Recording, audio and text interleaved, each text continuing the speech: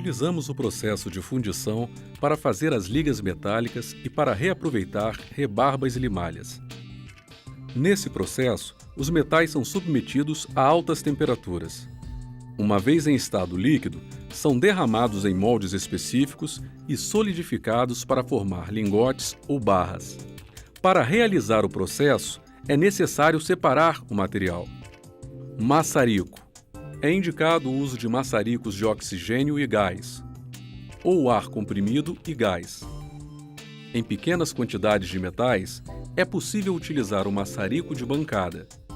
Além do maçarico, você vai precisar usar cadinho, suporte para cadinho, lingoteira ou rilheira, bórax, cera de abelha e pinça. Coloque o cadinho no suporte.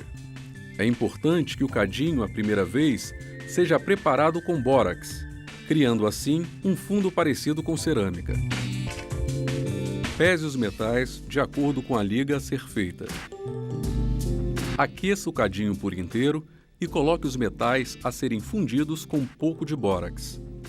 Caso a liga tenha metais de pontos de fusão diferentes, é aconselhável colocar os metais com menores pontos de fusão primeiro. Segure o cadinho pelo cabo do suporte e coloque fogo, fazendo movimentos circulares. Esse movimento do metal no cadinho ajuda a dissolver os óxidos e impurezas empurrando-os para as bordas. Quando os metais alcançam seus pontos de fusão, passam do estado sólido para o líquido, formando uma liga. Despeje o material fundido lenta e continuamente na lingoteira, sem tirar o maçarico. E atenção, a lingoteira deve estar lubrificada com cera de abelha e posicionada sobre uma superfície nivelada. Também deve estar aquecida. O metal líquido pode espirrar, caso seja colocado sobre a lingoteira fria. Deixe o metal esfriar um pouco e coloque em solução ácida para a decapagem, ou seja, a retirada de óxidos e bórax. Caso seja necessário, quebre os excessos de bórax com martelo antes de colocar o metal no ácido. Retire o lingote da solução e coloque em água com bicarbonato para neutralizar. Agora a peça fundida está pronta para ser laminada ou trefilada. Importante: cuide da sua segurança. No processo de fundição, é fundamental o uso de óculos de proteção e máscara. O local deve ser bem arejado. Se possível, deve possuir um exaustor.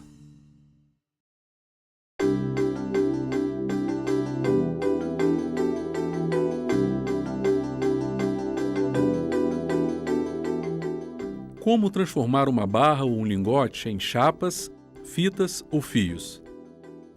É hora de conhecer os processos de laminação e trefilação. O processo de laminação consiste em passar o metal previamente fundido entre dois rolos compressores giratórios. Você vai precisar de um laminador que pode ser elétrico ou manual. Importante: o uso do laminador elétrico exige extrema cautela. Nada de distrações. Cuide da sua segurança.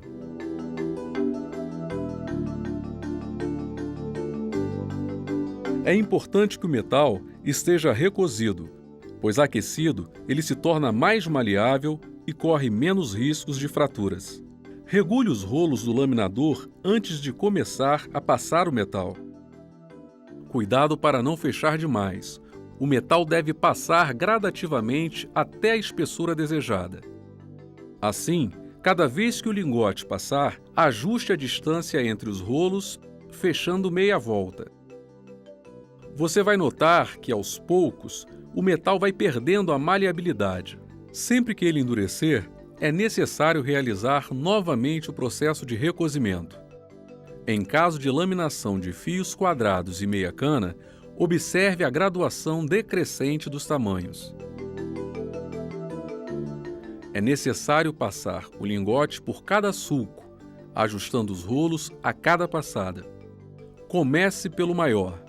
Quando os rolos estiverem totalmente fechados, abra e passe para o sulco seguinte. Repita o processo até a espessura desejada. Para transformar o fio quadrado em fio redondo, de menor diâmetro, utiliza-se o processo de trefilação. O processo de trefilação consiste em passar o fio através de uma matriz, chamada fieira, reduzindo seu diâmetro e estirando seu comprimento. Esta é a matriz, uma placa de metal com diversos furos cônicos em ordem decrescente de tamanho. Além da fieira calibrada, você vai precisar de um torno ou morsa, alicate de pressão, cera de abelha. Comece fazendo uma ponta no fio com o auxílio de uma lima. Em seguida, é necessário recozer o fio. Lubrifique com cera de abelha e deixe esfriar naturalmente. Prenda a fieira em um torno fixado na mesa. A mesa deve estar fixada na parede. Coloque a ponta do fio no orifício correspondente ao seu diâmetro. Com um alicate, puxe o fio até que ele passe totalmente pela fieira.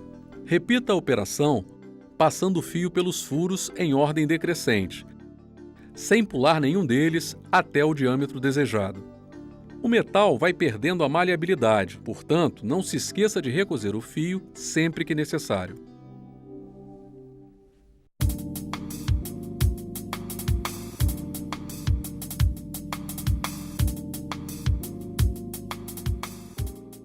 O processo de serrar é uma técnica fundamental na ourivesaria.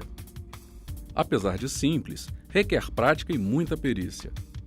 Em primeiro lugar, é preciso montar o arco de serra de maneira correta. Encoste a parte superior do arco na bancada, apoiando o cabo em seu peito. Assim, você fica com as mãos livres. Escolha a serra adequada ao seu trabalho e a posicione de forma que os dentes fiquem voltados para fora e para baixo, na direção do cabo do arco. Dessa maneira, a serra corta sempre que puxamos e não quando empurramos. Ajuste a altura do arco, fixando com a borboleta que fica na parte de trás do arco. Prenda a lâmina na parte superior do arco e pressione de modo a diminuir a sua abertura. A serra deve ficar reta e bem esticada.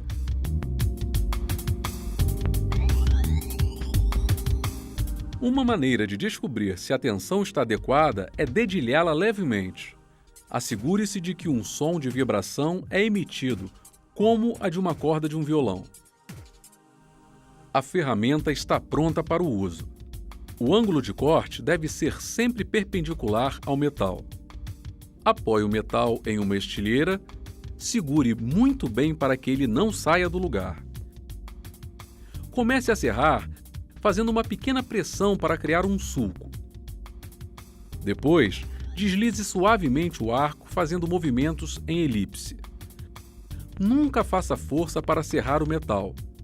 Se necessário, lubrifique a serra. Qualquer oscilação para os lados, ela pode se partir. Com a serra, é possível fazer cortes retos, curvas, cantos vivos e vazados. Para cortes retos, desça pressionando levemente a serra e suba afastando, seguindo uma linha reta. Para serrar curvas, o movimento deve ser feito com o pulso, seguindo a curva. Para serrar um canto vivo, muita atenção. Não vire simplesmente a serra em outra direção para formar o ângulo. Ao chegar ao ponto de virar, mantenha o movimento da serra no mesmo lugar enquanto gira a placa. Quando a serra estiver alinhada com a direção desejada, aí sim siga serrando. Para serrar uma peça vazada, é preciso primeiro fazer um orifício com uma broca para introduzir a serra. Solte um dos lados da serra no arco, introduza no furo e prenda novamente fazendo a tensão necessária.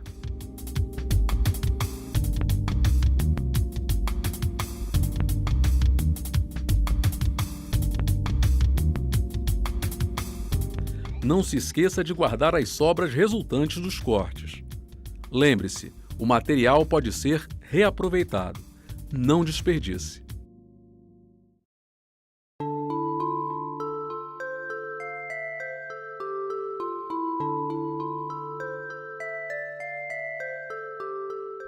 Desbastar, esculpir, raspar, polir.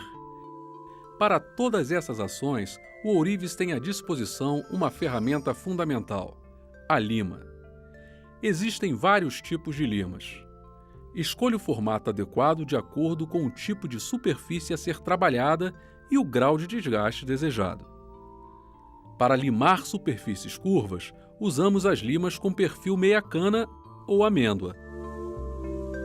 Para superfícies planas e convexas, usamos as limas triangulares ou quadradas. Para furos, devemos utilizar as limas redondas. As limas possuem diferentes graus de abrasividade. As mais grossas desbastam mais rápido, tirando mais metal. As mais finas são usadas para acabamento. Segure a lima sempre pelo cabo, evitando segurar no corte. A umidade das mãos pode enferrujar a ferramenta e diminuir a sua vida útil. Pelo mesmo motivo, a peça a ser limada não deve estar molhada. O metal deve ser apoiado na estileira para ficar bem firme. As limas têm dentes voltados para frente e, ao contrário da serra, devemos fazer o movimento de empurrar. O movimento deve ser longo, único e sempre para frente. Uma ligeira pressão é o suficiente para que a lima desempenhe o seu papel. Vamos ver alguns exemplos. Para tirar o excesso de solda de uma aliança, use uma lima de perfil chato para o lado externo e uma lima de perfil meia-cana para a parte interna.